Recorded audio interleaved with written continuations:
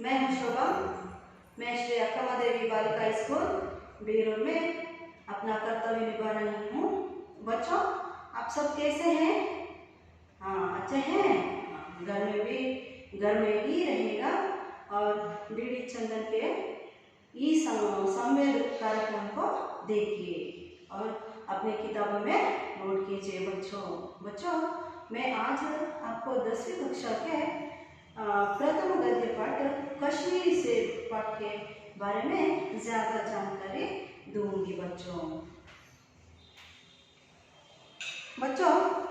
कश्मीरी सेब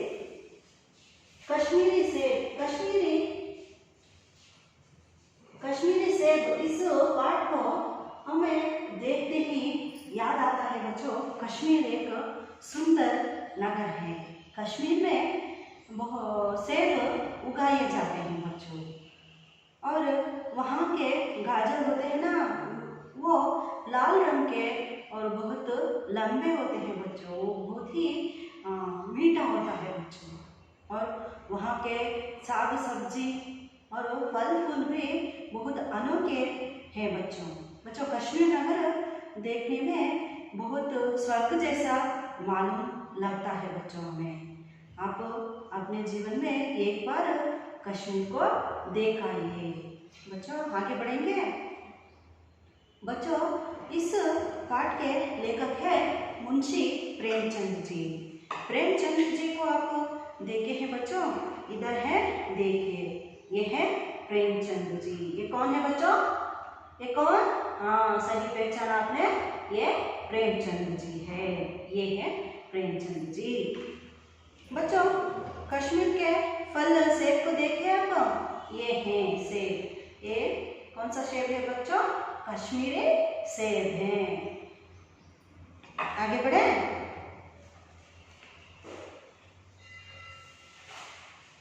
बच्चों, इधर देखिए, मुंशी प्रेमचंद जी का जन्म 31 जुलाई 880 में हुआ। 880 में मुंशी प्रेमचंद जी का जन्म हुआ।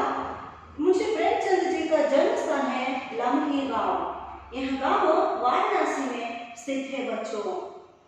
और मुंशी प्रेमचंद जी का वास्तविक नाम है धनपत राय। कौन सा नाम है? धनपत राय।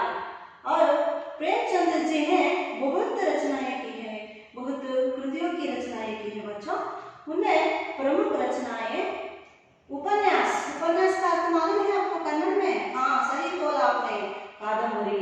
उपन्यास है गोधान, सेवा सदन, गबन, निर्मला और कर्मभूमि। ये सब उपन्यास है बच्चों। और कहानियां भी इन्होंने लिखा है बच्चों। ये देखिए, बड़े घर की बेटी, नाम का दरोगा, पंच परमेश्वर, उसकी रात। बच्चों, ये सब प्रेमचंद जी के कहानियां हैं बच्चों। इसके अतिरिक्त ये भी प्रेमचंद जी की ही जानकर है।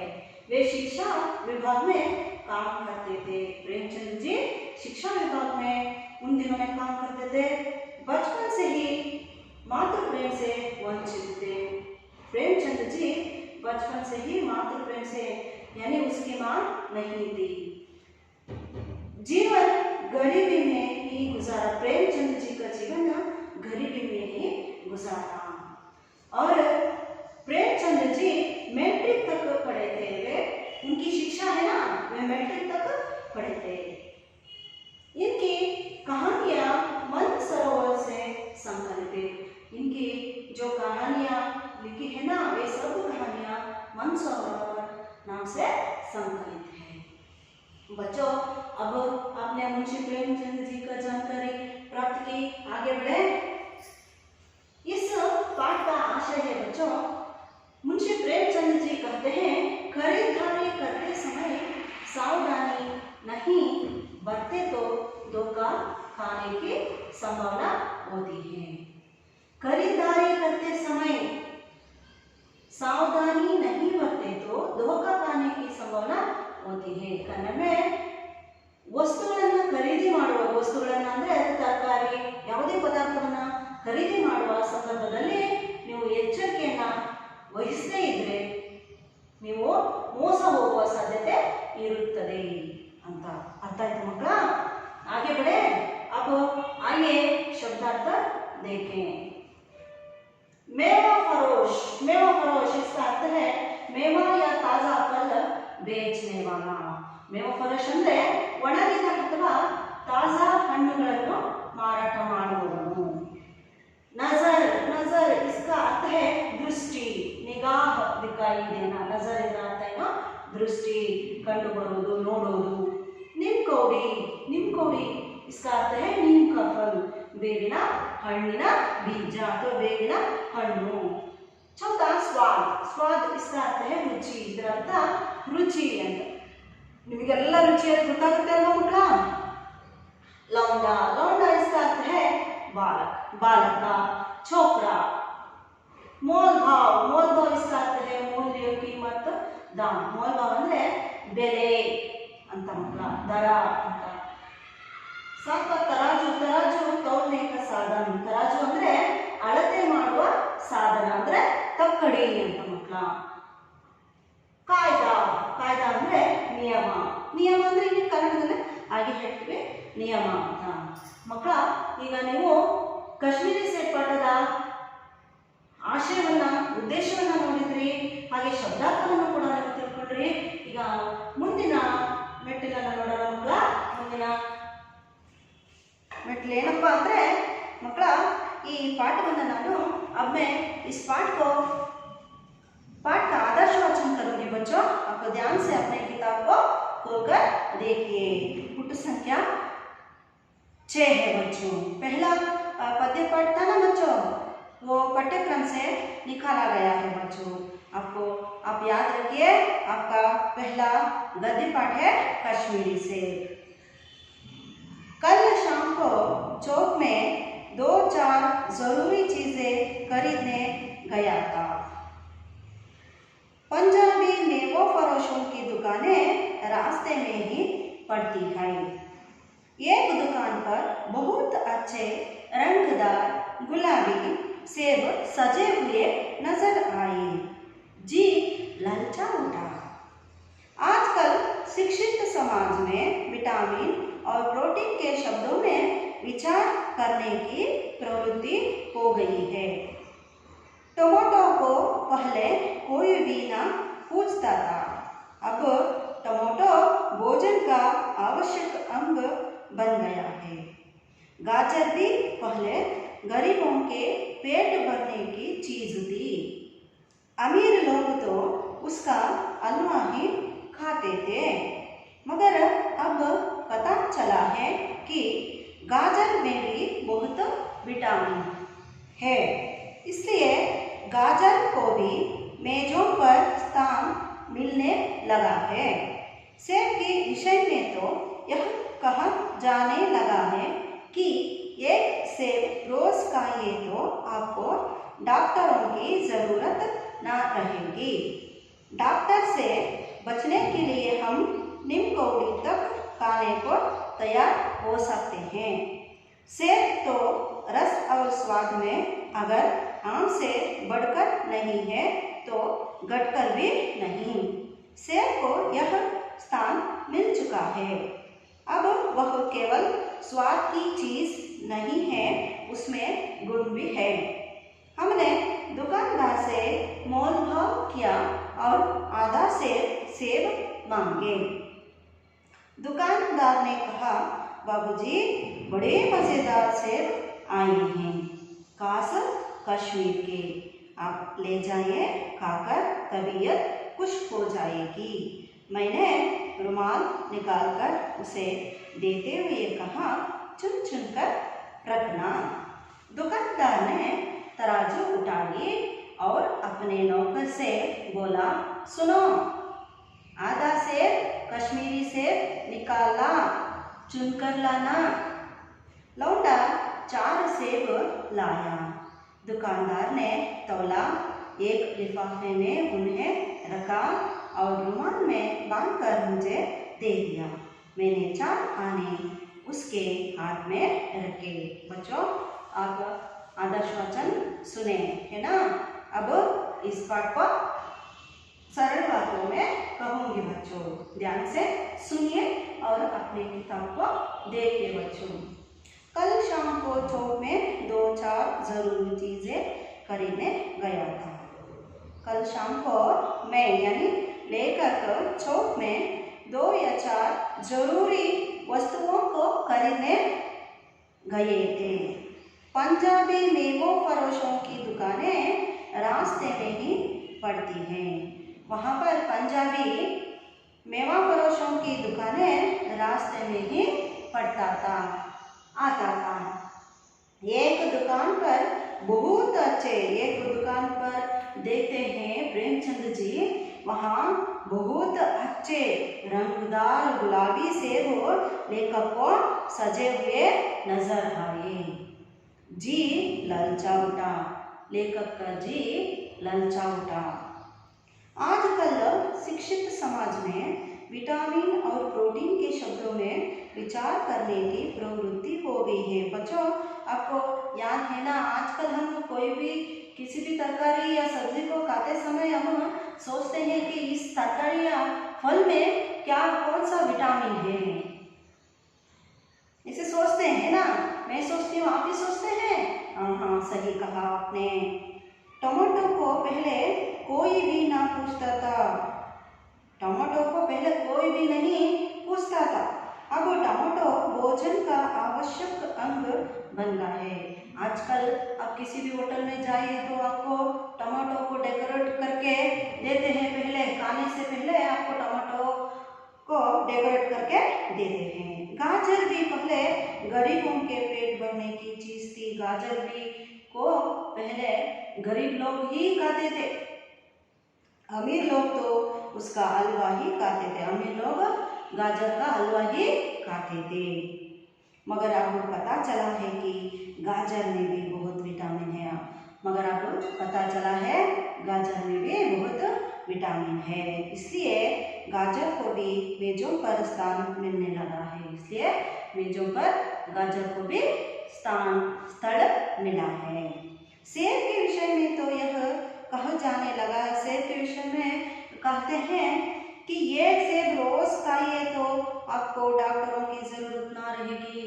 अगर आप हर रोज एक सेब खाएंगे तो आपको डॉक्टर के पास जाने की जरूरत ही नहीं पड़ेगी बच्चों।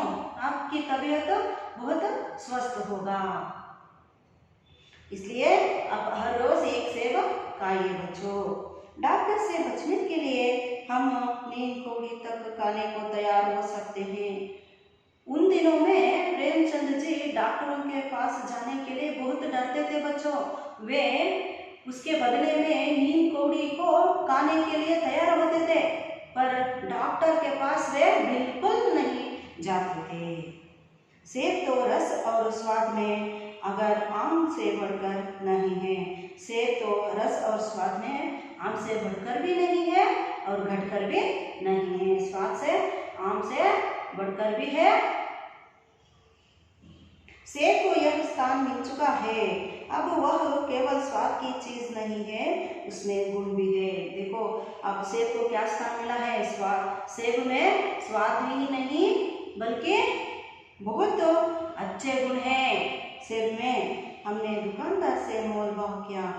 प्रेमचंद जी ने दुकानदार से मोल भाव किया और आधा सेब मांगे। दुकानदार ने प्रेमचंद जी को कहा, बाबूजी बड़े मजेदार सेब आए। बाबूजी बहुत स्वादिष्ट सेब आए हैं, खास कश्मीर से आए हैं। कहाँ से आए हैं? खास कश्मीर से आए हैं। आप ले जाइए, आप इन सेबों को घर में ले जाइए और खाइए। आपकी तबीयत स्वस्थ हो जाएगी, खुश हो जाएगी। जैसे लेखक को प्रेमचंद जी को दुकानदार ने सेब खरीदने के लिए प्रेरित करता है बच्चों। मैंने रुमाल निकाल कर उसे देते हुए कहा, चुन चुन कर रखना। प्रेमचंद जी अपने रुमाल को निकाल कर दुकानदार से देते हुए कहते हैं, चुन चुन कर रखना। दुकानदार ने तराजू उठाई और अपने नौकर से बोला।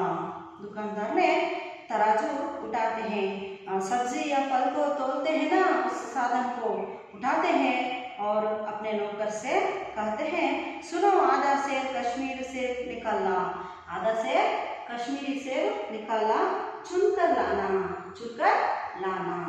लौंडा 4 सेब लाया। वो बालक थे ना, दुकानदार के सहायक था ना जो लड़का, वो 4 सेब लेकर आता है। दुकानदार ने उन सेबों को तोलता है।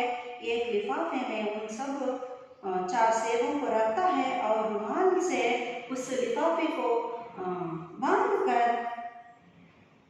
लेकर को दे देता है। मैंने 4 आने उसके हाथ में रखे। तब प्रेमचंद जी क्या करते हैं मालूम है बच्चों आपको? वे 4 आने सेब के दाम को दुकानदार को दे देते हैं। बच्चों आपको आप तो समझ में आया? मैं कन्नड़ में बोलूँ? बोलती हूँ, देखिए बच्चों सुनो, गौर से सुनो बच्चों। कल शाम को चौक में 2-4 जरूरी चीज़ें खरीदने गया था। निन्ने संಜೆ ನಾನು ಮಾರುಕಟ್ಟೆಗೆ ಅಂದರೆ ಸರ್ಕಲ್ನಲ್ಲಿ ಅಂದರೆ ಮಾರುಕಟ್ಟೆಗೆ 2-4 ವಸ್ತುಗಳನ್ನು ಜರೂರಿ ಅಗತ್ಯವಾದ ವಸ್ತುಗಳನ್ನು ಖರೀದಿಸಲು ಹೋಗಿದ್ದೆ. ಪಂಜಾಬಿ ಮೇವಾ ಫರೋಶೋं की दुकानें, ಪಂಜಾಬಿ ಒಣಗಿದ ಮತ್ತು ತಾಜಾ ಹಣ್ಣುಗಳನ್ನು ಮಾರಾಟ ಮಾಡುವವರ ಅಂಗಡಿಗಳು ರಸ್ತೆ ಬದಿಯಲ್ಲಿಯೇ ಸಿಗುತ್ತಿದ್ದವು. एक दुकान पर बहुत अच्छे रंगदार गुलाबी सेब सजे हुए नजर आए. ಒಂದು ಅಂಗಡಿಯಲ್ಲಿ ತುಂಬ ಒಳ್ಳೆಯ ಬಣ್ಣದ ಗುಲಾಬಿ ಸೇಬುಗಳು ಅಲಂಕೃತವಾಗಿದ್ದು ನನ್ನ ಕಣ್ಣಿಗೆ ಕಾಣಿಸಿತು. ಯಾರ ಕಣ್ಣಿಗೆ? लेखकर कहेंगे। आजकल शिक्षित समाज में विटामिन और प्रोटीन के शब्दों में विचार करने की प्रवृत्ति हो गई है. ಇಂದಿನ ಶಿಕ್ಷಿತ ಸಮಾಜದಲ್ಲಿ ವಿಟಾಮಿನ್ ಮತ್ತು ಪ್ರೋಟೀನ್ ಶಬ್ದಗಳ ಬಗ್ಗೆ ವಿಚಾರ ಮಾಡುವಂಥ ಪ್ರವೃತ್ತಿ ಎಲ್ಲರಲ್ಲೂ ಬಂದುಬಿಟ್ಟಿದೆ. ಟೊಮೊಟೊ को पहले कोई भी ना पूछता था. ಟೊಮೊಟೊ ಹಣ್ಣನ್ನು ಮೊದಲು ಯಾರೂ ಅದನ್ನು ಕೇಳ್ತಾ ಇರಲಿಲ್ಲ. अब टमाटो भोजन का आवश्यक अंग बन गया है. ಈಗ ಟೊಮೊಟೊ ಭೋಜನದ ಅವಶ್ಯಕ ಅಂಗ ಆಗಿದೆ. गाजर भी पहले गरीबों के पेट भरने की चीज थी. ಕ್ಯಾರೆಟ್ ಮೊದಲು ಬಡವರ ಹೊಟ್ಟೆ ತುಂಬಿಸುವ ವಸ್ತುವಾಗಿತ್ತು ಮಕ್ಕಳೇ. ಅದನ್ನ ಬಡವರು ಮಾತ್ರ ಅದನ್ನ ತಿಂತಾ ಇದ್ರು ಮಕ್ಕಳ. ಅಮೀರ್ ಲೋಗ್ ತೋ ಉಸ್ಕಾ ಹಲ್ವಾ ಹಿ ಖಾತೆ थे. ಶ್ರೀಮಂತರು ಏನಿದ್ರು ಬರೀ ಅದರ ಹಲ್ವಾವನ್ನೇ ಮಾಡಿಕೊಂಡು ತಿಂತಿದ್ರೆ ವಿನಃ ಬೇರೆ ತಿಂಡಿಗಳಲ್ಲಿ ಅದನ್ನ ಬಳಸ್ತಾನೆ ಇರಲಿಲ್ಲ ಮಕ್ಕಳ. सेब के विषय में इसलिए गाजर को भी मेजों पर स्थान मिलने लगा है. ಆದ್ದರಿಂದ ಇಂದಿನ ದಿನಗಳಲ್ಲಿ ಆ ಕ್ಯಾರೆಟ್ನಲ್ಲಿ ತುಂಬಾ ವಿಟಾಮಿನ್ಗಳಿರೋದ್ರಿಂದ ಆ ಕ್ಯಾರೆಟನ್ನು ಮೇಜ್ಗಳಲ್ಲಿ ಇಡಲಾಗ್ತಾ ಇದೆ ಮಕ್ಕಳೇ. ನೀವು ದೊಡ್ಡ ದೊಡ್ಡ ಹೋಟೆಲ್ಗಳಲ್ಲಿ ಭೇಟಿ ಕೊಟ್ಟಾಗ ನೀವು ಅದನ್ನು ಪ್ಲೇಟಲ್ಲಿ ಹಾಕ್ಕೊಡ್ತಾರೆ ಮಕ್ಕಳ. ಈರುಳ್ಳಿ, ಕ್ಯಾರೆಟು ಮತ್ತು ಸೌತೆಕಾಯಿಯನ್ನು ನಿಮಗೆ ಡಿಸೈನ್ ಆಗಿ ಹೆಚ್ಚಿ ಮಕ್ಕಳ ನಿಮಗೆ ಮೊದಲು ಊಟಕ್ಕಿಂತ ಮುಂಚೆ ಕೊಡ್ತಾರೆ. ಅವಾಗ ನೀವು ಅದನ್ನು ನೋಡ್ಬೋದು, ಗಮನಿಸಿರ್ಬೋದು ಮಕ್ಕಳ. सेब के विषय में तो यह कहा जाने लगा है कि एक सेब रोज खाइए तो आपको डॉक्टरों की जरूरत ना रहेगी. ಸೇಬಿನ ವಿಷಯದಲ್ಲಿ ಏನು ಹೇಳ್ಬೋದು ಅಂದರೆ, ನೀವು ಪ್ರತಿನಿತ್ಯ ಒಂದು ಸೇಬನ್ನು ದಿನನಿತ್ಯ ನೀವು ತಿಂದಿದ್ದೆ ಆದರೆ ಮಕ್ಕಳ ನೀವು ಡಾಕ್ಟರ್ ಹತ್ರ ಹೋಗುವ ಅಗತ್ಯನೇ ನಿಮ್ಗೆ ಯಾವ ಕಾರಣಕ್ಕೂ ಬರೋದೇ ಇಲ್ಲ ಮಕ್ಕಳ. डॉक्टर से बचने के लिए हम नीम कौड़ी तक खाने को तैयार हो सकते हैं. ಅಂದಿನ ಕಾಲದಲ್ಲಿ ಲೇಖಕರು ಬೇವಿನ ಬೀಜಗಳನ್ನು ತಿನ್ನೋದಕ್ಕೆ ರೆಡಿ ಆಗ್ತಿದ್ರು. ಆದರೆ ಡಾಕ್ಟರ್ ಹತ್ರ ಮಾತ್ರ ಹೋಗೋದಕ್ಕೆ ಅವರು ಯಾವ ಕಾರಣಕ್ಕೂ ಸಿದ್ಧರಾಗಿರ್ತಿರ್ಲಿಲ್ಲ. ಯಾರು? ಲೇಖಕರು ಮಕ್ಕಳ.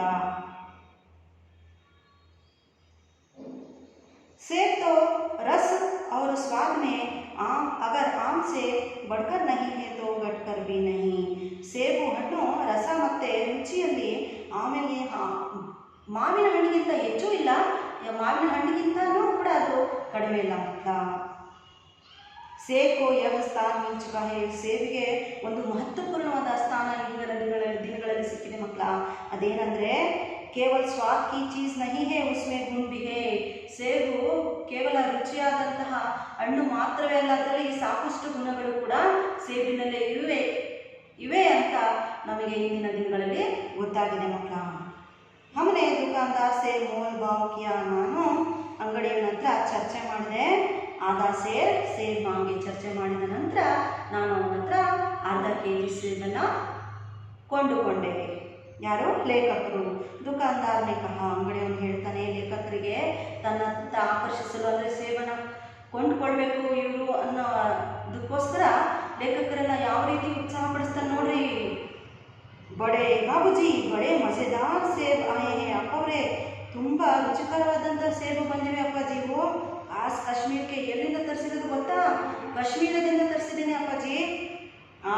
ಲೇ ಜಾಯಿ, ನೀವು ಸೇಬನ್ನು ತಗೊಂಡೋಗಿ ಮನೇಲಿ ತಿಂದಿದ್ದೆ ಆಗ್ಬಿಟ್ರೆ ನಿಮ್ಮ ಆರೋಗ್ಯ ತುಂಬಾ ಸುಧಾರಿಸುತ್ತೆ ಅಂತ ಹೇಳ್ತಾರೆ. ಮೈನೆ ರುಮಾಲ್ ನಿಕಾಲ್ಕರ್ ಉಸೇ ದೇತೆ ಹುಯಾ, ಲೇಖಕರು ಆ ಅಂಗಡಿಯವನಿಗೆ ತನ್ನ ಕರವಸ್ತ್ರವನ್ನು ತೆಗೆದುಕೊಟ್ಟು ಹೇಳ್ತಾರೆ, ಚುನ್ ಚುನ್ಕರ್ ರೊಟ್ಟನ ಆಯ್ಕೆ ಆರಿಸಿ ಒಳ್ಳೆ ಒಂದು ಆರಿಸಿ ಇಡಪ್ಪ ಅಂತ ಲೇಖಕರು ಹೇಳ್ತಾರೆ. ದುಕಾನ್ದಾರನೇ ತರಾಜು ಊಟಾಯಿ, ಲೇಖಕರು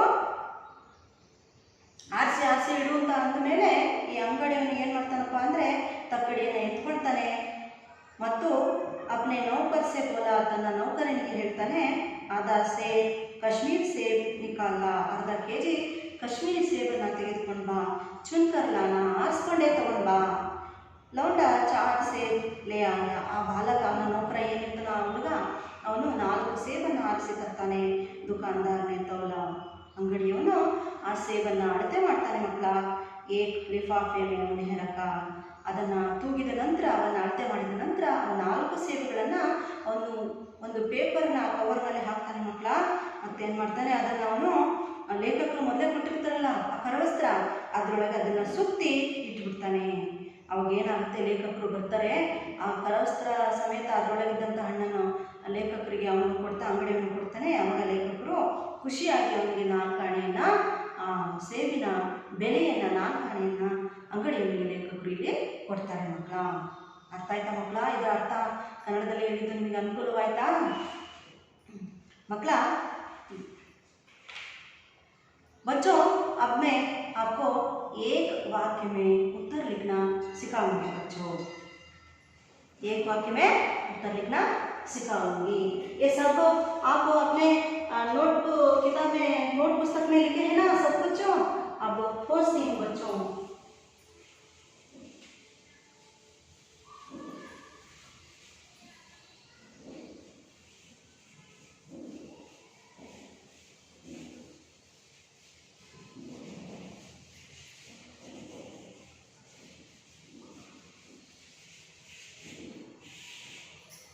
एक वाक्य में उत्तर लिखिए।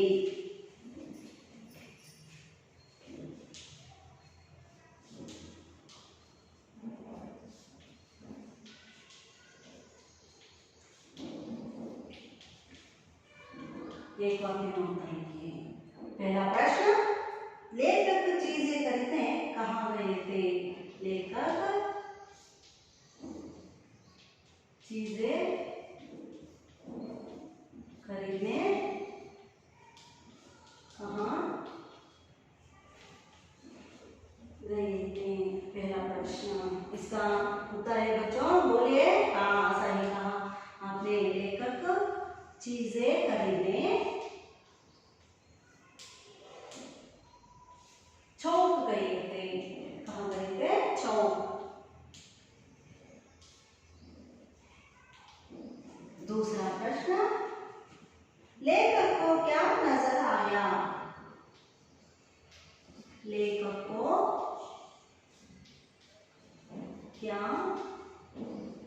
नजर आया? क्या नजर आया लेखक को? लेखक को रंगदार गुलाबी सेब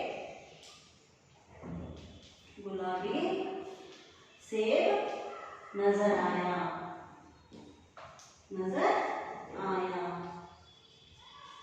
तीसरा प्रश्न है बच्चों, लेखक का जी क्यों ललचाम था? लेखक का जी क्यों ललचा उठा? क्यों ललचा उठा? हाँ, सही कहा आपने।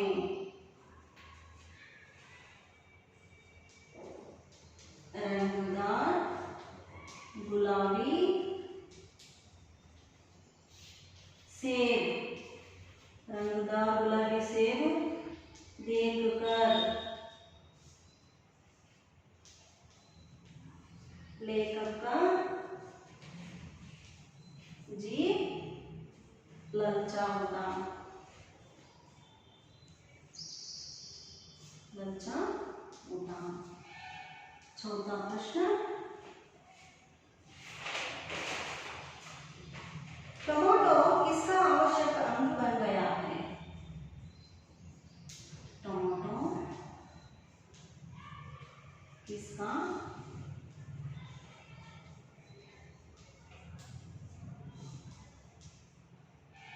आवश्यक अंग बन गया है?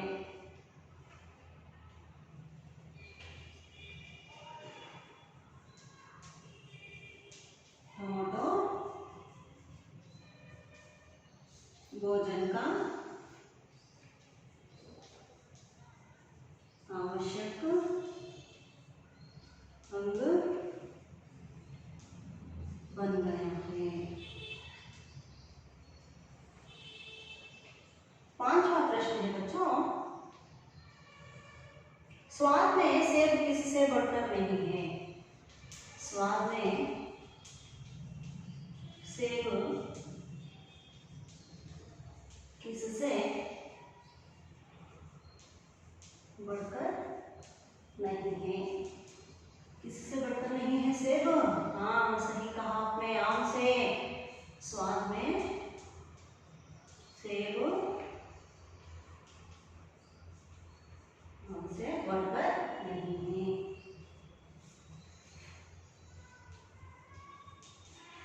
नहीं है। और छठवां प्रश्न है बच्चों, रोज एक सेब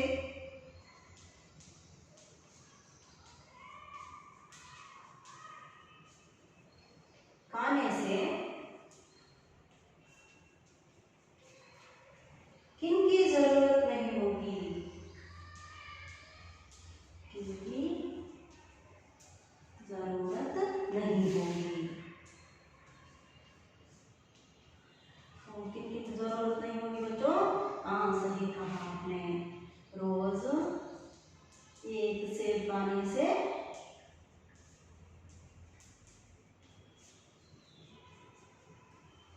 डॉक्टरों की जरूरत नहीं होगी। नहीं होगी। बच्चों एक वाक्य का प्रश्नोत्तर मैं यहाँ पर लिखी हूँ, एक बार पढ़ती हूँ, ध्यान से देखिए बच्चों।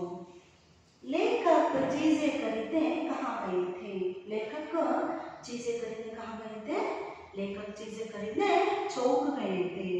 ಲೇಖಕರು ವಸ್ತುಗಳನ್ನು ಖರೀದಿಸಲು ಎಲ್ಲಿಗೆ ಹೋಗಿದ್ದರು? ಲೇಖಕರು ವಸ್ತುಗಳನ್ನು ಖರೀದಿಸಲು ಸರ್ಕಲ್ಗೆ ಹೋಗಿದ್ದರು। ಲೇಖಕ ಕ್ಯಾ ನಜರ್ ಆಯಾ? ಲೇಖಕರಿಗೆ ಏನು ಕಾಣಿಸಿದವು, ಏನು ಕಂಡು ಬಂದವು ಅಂತ? ಲೇಖಕರು ರಂಗದಾರ್ ಗುಲಾಬಿ ಸೇಬ್ ನಜರ್ ಆಯಾ, ಲೇಖಕರಿಗೆ ಬಣ್ಣ ಬಣ್ಣದ ಗುಲಾಬಿ ಸೇಬುಗಳು ಕಂಡು ಬಂದವು। ಲೇಖಕ ಜಿ ಕ್ಯೂ ಲಲ್ಚಾ ಉಟ, ಲೇಖಕರ ಮನಸ್ಸು ಏಕೆ ಆಕರ್ಷಿಸಿತು? ಲಲ್ಚಾ ಉಟ ಅಂದ್ರೆ ಆಕರ್ಷಣೆ ಮಾಡೋದು ಮುಖ। ರಂಗದಾರ್ ಗುಲಾಬಿ ಸೇಬ್ ದೇಖಕರ್ ಲೇಖಕ ಜಿ ಲಲ್ಚಾ ಉಟ, ಬಣ್ಣ ಬಣ್ಣದ ಗುಲಾಬಿ ಸೇಬುಗಳನ್ನು ನೋಡಿ ಲೇಖಕರ ಮನಸ್ಸು ಸೇಬಿನತ್ತ ಆಕರ್ಷಿಸಿತು। चौथा, टमाटो किसका आवश्यक अंग बन गया है? टमाटो ಯಾವುದರ ಅವಶ್ಯಕ ಅಂಗವಾಗಿದೆ?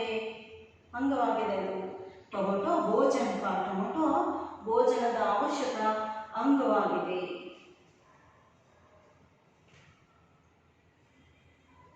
पांचवा प्रश्न, स्वाद में सेब किससे बढ़कर नहीं है? रुचिಯಲ್ಲಿ ಸೇಬು ಯಾವುದಕ್ಕಿಂತ ಹೆಚ್ಚಿಗೆ ಇಲ್ಲ। स्वाद में सेब आम से बढ़कर नहीं, स्वादದ ರುಚಿಯಲ್ಲಿ ಸೇಬು ಆಮೆಗಿಂತ ಹೆಚ್ಚೇನು ಇಲ್ಲ। रोज मಕ್ಕಳ 6ನೇ ಪ್ರಶ್ನೆ, रोज एक सेब खाने से किनकी जरूरत नहीं होगी? ನಿತ್ಯ ಒಂದು ಸೇಬನ್ನು ತಿನ್ನುವುದರಿಂದ ಯಾರಾಗುತ್ತೆ ಇರೋದ್ರಿಂದ ರೋज एक सेब खाने से ದಿನನಿತ್ಯ ಒಂದು ಸೇಬನ್ನು ತಿನ್ನೋದ್ರಿಂದ डॉक्टर अगत्य इरोदिಲ್ಲ अर्थात ना आपको समझ में आया ना ये प्रश्न उत्तर आराम से लिखिएगा बच्चों आगे बढ़े बच्चों अब मैं आपको 2-3 वाक्यों में उत्तर लिखना सिखाऊंगी बच्चों 2-3 वाक्यों में उत्तर लिखना सिखाऊंगी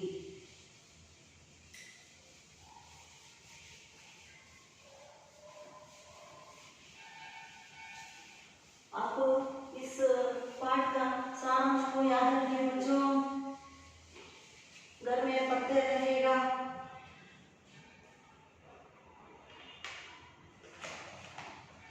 दो तीन वाक्यों में उत्तर लिखिए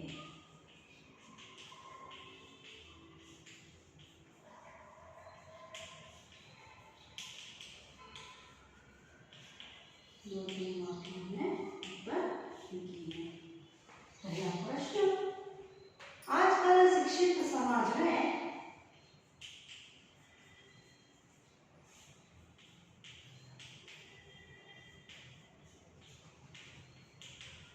आजकल शिक्षित समाज में किसके बारे में विचार किया जाता है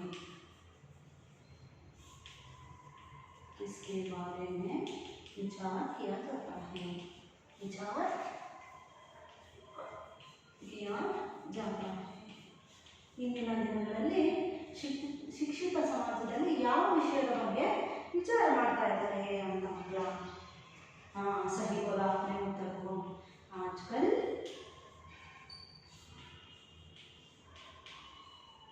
शिक्षित समाज में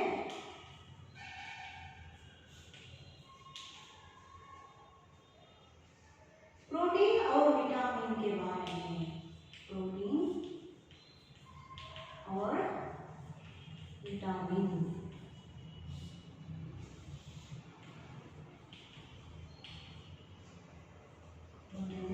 विचार किया जाता है विचार किया जाता है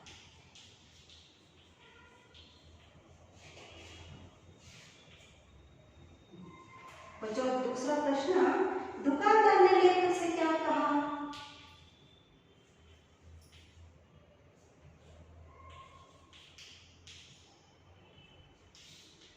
दुकानदार ने लेखक से क्या कहा ಅಂಗಡಿಯವನು ಲೇಖಕರಿಗೆ ಏನಂತ ಆಕರ್ಷಿಸಿದ ಏನಂತ ಕೇಳಿದ ಏನಂತ ಹೇಳಿದ ಅಂತ ಪುಟ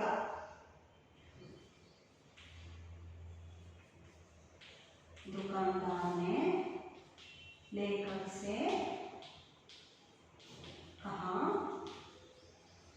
कि ಏನಂದ್ರೆ बाबूजी पकौड़े बड़े मजेदार सेब आए हैं बड़े मजेदार सेब आए हैं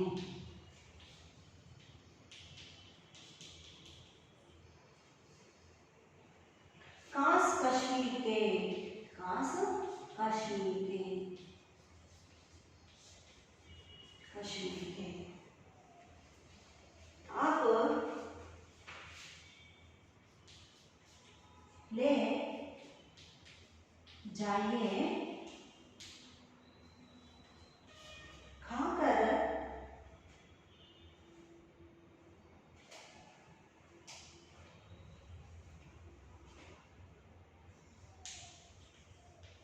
तबीयत खुश हो जाएगी खुश हो जाएगी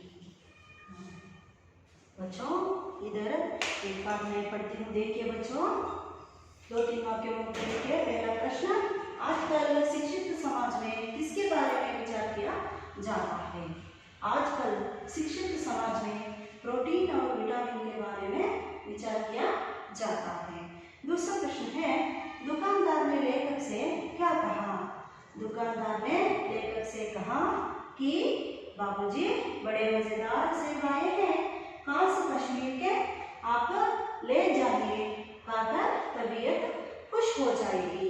इसे कहता है दुकानदार। बच्चों आगे बढ़े। बच्चों अब मैं आपको विलोम शब्द लिखूंगी। क्या लिखूंगी?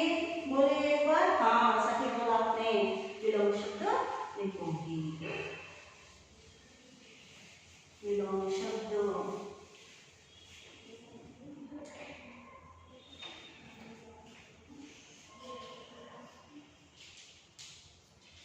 विलोम शब्द। पहला शाम। शाम का विलोम शब्द क्या है? हाँ, सही बोला आपने, सुबह। दूसरा खरीदना। खरीदना, इसका विलोम शब्द है बेचना। तीसरा बहुत, इसका विलोम शब्द कम। चौथा अच्छा, विलोम शब्द है इसका बुरा। पांचवा शिक्षित। शिक्षित, इसका विलोम शब्द है अशिक्षित। छठवा आवश्यक। आवश्यक, विलोम शब्द है अनावश्यक। अनावश्यक। सातवां गरीब, विलोम शब्द है अमीर। आठवां रात। रात, इसका विलोम शब्द है दिन। नौवां संदेह, विलोम शब्द है विश्वास। क्या है? विश्वास। 10वां बेईमान, इसका विलोम शब्द है ईमान। 11वां विश्वास।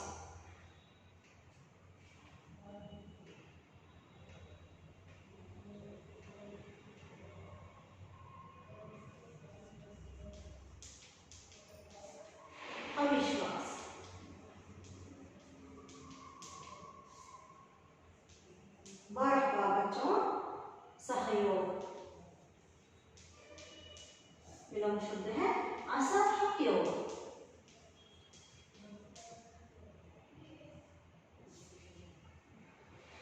हानि, 13वां हानि। लाभ, 14 पास, क्या है? दूर। 15 गम। गम यानी दुख है बच्चों। सुख। बच्चों देखिए, अब मैं एक बार विलोम शब्द को पढ़ूंगी। शाम, सुबह। खरीदना, बेचना। बहुत, कम। अच्छा, बुरा। शिक्षित, अशिक्षित। आवश्यक, अनावश्यक। गरीब, अमीर। रात, दिन। संदेह, विश्वास। बेईमान, ईमान। विश्वास, अविश्वास। सहयोग, असहयोग। हानि, लाभ। पास, दूर। गम, सुख। बच्चों ये 15 विलोम शब्द अपने नोटबुक में लिखिएगा ध्यान से। बच्चों अब हम आगे बढ़े, अनुरूपता की ओर आगे बढ़ेंगे बच्चों।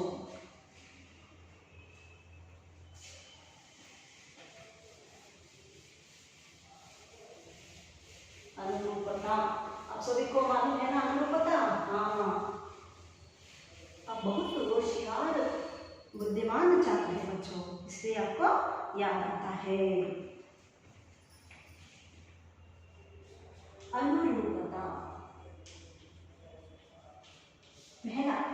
पहला प्रश्न है बच्चों, केला। केला, केला का रंग कैसा होता है? कौन सा है? पीला रंग। ऐसे ही यहाँ पर आपको सेब का रंग लिखना है बच्चों। क्या है सेब का रंग? हाँ सही बोला आपने, गुलाबी रंग, गुलाबी रंग। दूसरा बच्चों फल। फल क्या है बच्चों? सेब। सेब क्या है बच्चों? फल है। सेब फल है। वैसे ही गाजर। गाजर क्या है? हाँ सही बोला, तरकारी, सब्जी, सब्जी। नागपुर। तीसरा है नागपुर। नागपुर में क्या उगते हैं वहां पर? हाँ सही बोला, संतरा। वैसे ही कश्मीर में, हाँ सही, कश्मीर में क्या बोलते हैं? हाँ सही बोला, सेब। और चौथा है बच्चों कपड़ा। कपड़ा नापना। टमाटो। कपड़ों को हम दुकानों में नाप कर लाते हैं। वैसे टमाटर को कैसे लाते हैं हम घर में? हाँ सही बोला आपने, तोल कर, तोलना। क्या है? तोलना। बच्चों ऊपर कहोगे, देखिए अनुरूपता। पहला केला। केला का रंग होता है पीला और सेब का रंग होता है गुलाबी रंग। दूसरा है सेब। सेब है, सेब एक फल है। वैसे ही गाजर एक तरकारी है या सब्जी है। तीसरा है नागपुर। नागपुर संतरा में मिलता है, बहुत ज्यादा मिलता है हमें। वैसे ही कश्मीर। कश्मीर में सेब हमें ज्यादा मिलता है, वहाँ उगते हैं। सामान्य तौर पर वहाँ पर सेब को उगते हैं। चौथा है कपड़ा। कपड़ा को हम नाप कर लाते हैं बच्चों। वैसे ही टमाटर को हम तोड़ कर लाते हैं। बच्चों आपको अब तक अनुरूपता एक वाक्य में उत्तर लिख के, विलोम शब्द 2-3 वाक्यों में उत्तर लिख के आपको याद आया है, समझ में आ गया है ना बच्चों? अब इस पाठ के कुछ सारांश को बोर्ड पर मैं लिखती हूँ बच्चों। सारांश क्या है? सारांश पहला सारांश है, पहला सारांश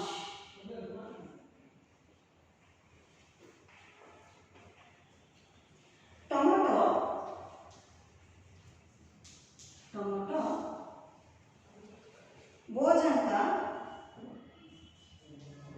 टमाटो भोजन का आवश्यक अंग बन गया है। पहला सारांश। दूसरा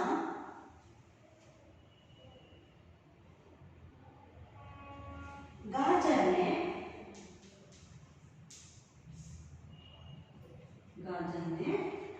बहुत सारे विटामिन हैं। क्या है? बहुत सारे विटामिन हैं। क्या है? बहुत सारे विटामिन हैं। और तीसरा, रोज एक सेब खाने से, रोज एक सेब खाने से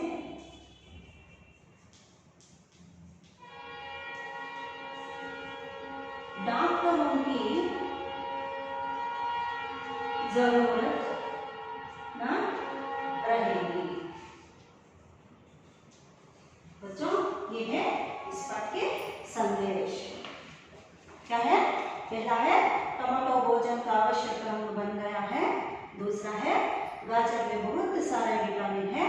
और तीसरा, रोज एक सेब खाने से डॉक्टरों की जरूरत ना रहेगी। आपको समझ में आ गया? अब वक्त आ गया है बच्चों आपको गृह कार्य देने का। गृह कार्य को कीजिए। कल मुझे दिखाना है, गृह कार्य। पहला,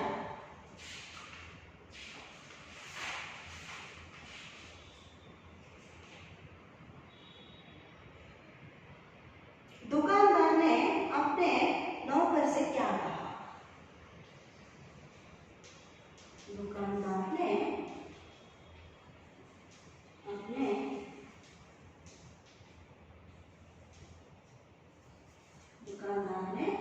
नौकर से क्या कहा? ಅಂಗಡಿಯವನು ತನ್ನ ನೌಕರನಿಗೆ ಏನೆಂದು ಹೇಳಿದನು? आपको इस प्रश्न का उत्तर कल लिखकर लाना है बच्चों। और आपको इस पाठ को ध्यान से 2 बार पढ़िए और इस वीडियो को देखिए। आपको पाठ का सारांश या मुख्यांश इस पाठ समझ में आ जाएगा बच्चों। आज पाठ को मैं खत्म करती हूँ। इस पाठ का दूसरा भाग को मैं कल की कक्षा में आपको सुनाऊंगी बच्चों। नमस्कार।